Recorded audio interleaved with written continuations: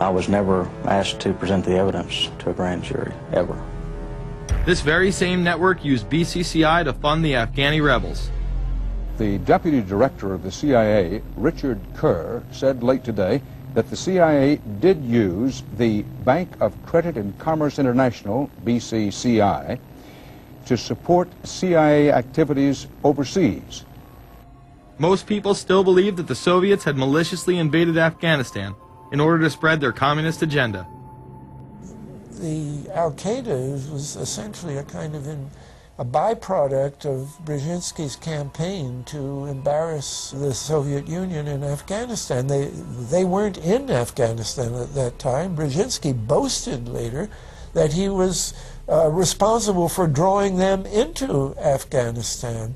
And he did this extraordinary interview with Le Nouvel Observateur in France, and they said, but aren't you worried that you've created this whole new force of Al-Qaeda? And he said, oh, what's more important, a few crazed Islamists or the fall of the Berlin Wall? And they said, but you know, is there no danger? Aren't they dangerous? And he said, nonsense. He said all this in 1998. So I knew Brzezinski at McGill University. We were students together and took very small classes together. And in some ways he's bright, and in some ways he's kind of nuts. And he had the kind of nuttiness that made him attractive to the Rockefellers. Bin Laden and his network were actually funded by BCCI through U.S. covert operations. Well, the reason I bring it up, if you've ever heard any of our call-in shows, you know that we have people that think about the conspiracy theories of people like you. You would be a poster child for these people because you have served on the board of the Council on Foreign Relations. You helped start the Trilateral Commission, and you've been to the Bilderberger Group. Are people too close in this world, people in business, too close to the governments? Well, you know, there is such a thing as insidious influence. And the question is, how does it operate? Does it involve bribery? And does it involve some sort of psychological domination of individuals? I don't believe in this notion of some sort of secret societies controlling people. But of course, in any political system, there are sort of over-the-table and under-the-table arrangements. Arrangements that involved ruthless, illegal, and immoral activities in order to dominate humanity. Despite all of the evidence that has just been presented, this network would fall down the memory hole, even though 14 convictions were made in the Iran-Contra scandal. The continued cover-up would be made possible by George H.W. Bush. These documents that came forward in the North trial clearly reveal the involvement of the Vice President to a greater degree, I think, than he has acknowledged heretofore. This, of course, did not stop him from pardoning those involved during the twilight of his presidency. Some new reverberations today to President Bush's Christmas Eve surprise, the pardoning of former Defense Secretary Caspar Weinberger and several others in connection with the Iran-Contra allegations. Well, now the special prosecutor says it's the president who needs to explain some things. The real issue is why the notes weren't produced 5 years ago when the congressional investigation and the independent counsel's investigation had requested them. Because high-level political officials scrambled to limit the investigation and establish plausible deniability for the upper echelons of the network, including Bush himself. So who is this guy, and how did he come to power? To understand that, we must first take a look at his father, Prescott. Prescott was born into privilege and became extremely influential in business, intelligence, and politics. He helped establish the CIA out of the Army's Office of Strategic Services with the Dulles brothers, and served as a senator in the state of Connecticut. However, during his time serving as one of the directors of Union Banking Corporation, he was doing business with Nazis. The Bushes have been sort of at the heart of the military-industrial complex since its very beginning, and that Prescott was involved in a firm that actually fronted for Nazi firms in America.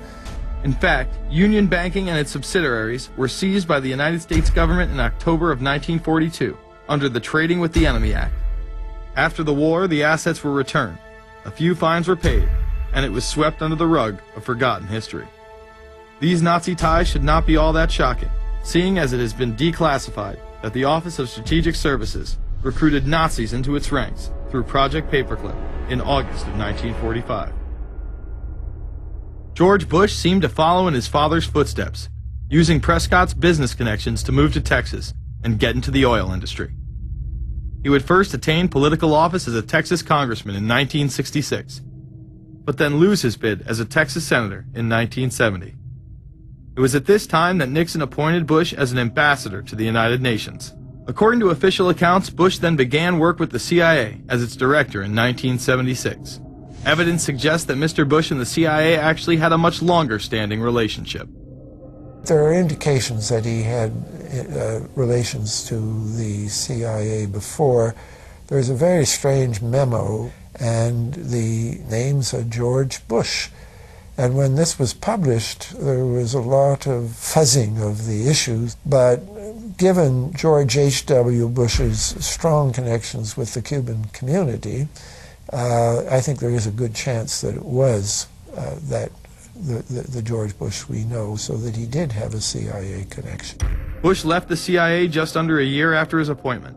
He is credited with restoring the agency's morale, as its image was being shattered by the Church Committee's revelations of the CIA's unauthorized activities involving assassinations and corruption. In reality, Bush was responsible for denying the Church Committee many of the documents it requested and making it impossible for them to do a thorough investigation.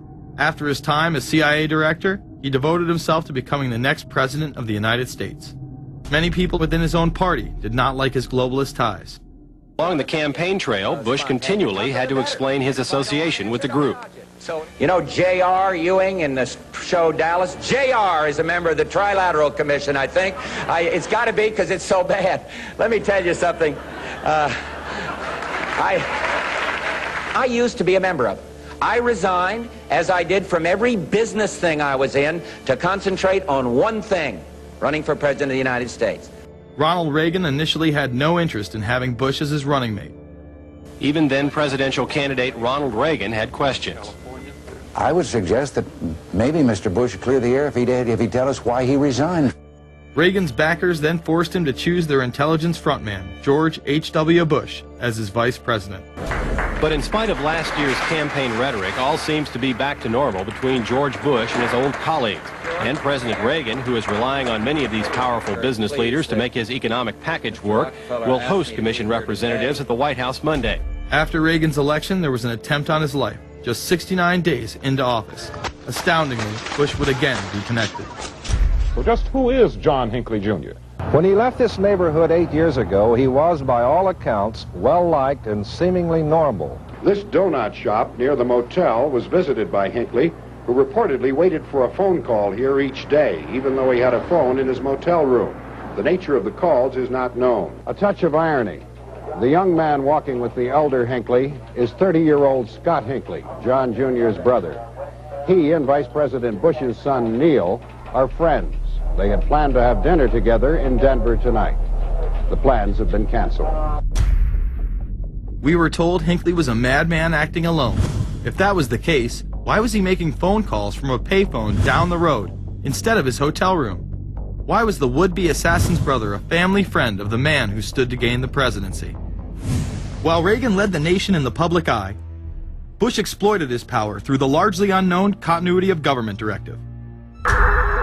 In the United States federal government, there is a super-secret agency which controls this shadow government. The National Program Office allowed Bush and his network to attain executive emergency powers. Ronald Reagan authorized the National Program Office when he signed a top-secret directive in 1982. Oliver North was one of the key officers responsible for the program's startup. Under the NPO's direction, 4 agencies were charged with execution of the Doomsday Plan: the CIA, the Departments of State and Defense, and the Federal Emergency Management Agency. An effort was being made to consolidate continuity of government programs across several major departments of the government under one office. After 8 years of secret wars, covertly sponsored revolution and assassination had advanced globalist interests and allowed Bush to achieve his lifelong dream by becoming the 43rd president of the United States. The fall of the Soviet Union left the United States as the sole superpower in the world. The Wolfowitz Doctrine stated, "We must maintain the mechanism for deterring potential competitors from even aspiring to a larger regional or global role." The New World Order was on display with the first Gulf War and the creation of a European Union. After losing to his crony Bill Clinton, he faded into the background as the agenda for a New World Order marched forward. After 1989, President Bush said, and it's a phrase that I often use myself, that we needed a New World Order. We have just exposed many of the globalist operations, including drug dealing, funding terror, dealing arms, and taking over the United States government by stealth. In Afghanistan, they weren't in Afghanistan at that time. Brzezinski boasted later that he was responsible for drawing them into Afghanistan. And he did this extraordinary interview with Le Nouvel Observateur in France, and they said, but aren't you worried that you've... to support CIA activities overseas. Most people still believe that the Soviets had maliciously invaded Afghanistan in order to spread their communist agenda. The Al-Qaeda was essentially a kind of a byproduct of Brzezinski's campaign to embarrass the Soviet Union. I was never asked to present the evidence to a grand jury, ever. This very same network used BCCI to fund the Afghani rebels.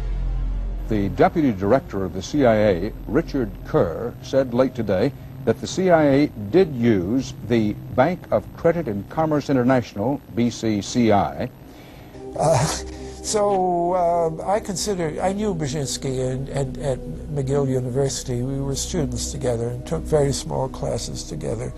And in some ways he's bright, and in some ways he's kind of nuts. And he had the kind of nuttiness that